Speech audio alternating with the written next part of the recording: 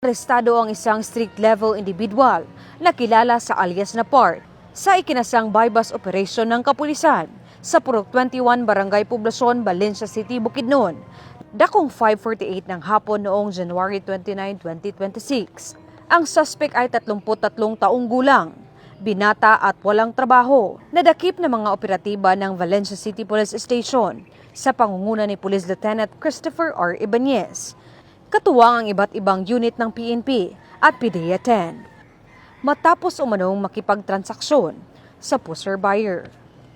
Nasamsam mula sa suspect ang isang heat-sealed plastic sachet na naglalaman ng hinihinalang shabu na ginamit bilang bypass item, 500 pesos bill na marked money at dalawang karagdagang sachet ng hinihinalang shabu na may kabuoang timbang na humigit kumulang 5.3 gramo na recover din ang isang coin purse na ginamit umanong lalagyan ng droga at isang puting Samsung keypad cellphone.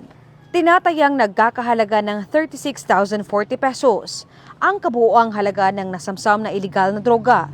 Kasalukuyang nasa kustodiya na ng Valencia City Police Station ang suspect para sa kaukulang investigasyon at pagsasampa ng kaukulang kaso. Mula dito sa inyong higalang pulis, Regional Office 10 Public Information Office. Ako ang inyong PNN correspondent, Patrolwoman Jane Rose Bohol, alagad ng batas, tagataguyod ng balitang pulis.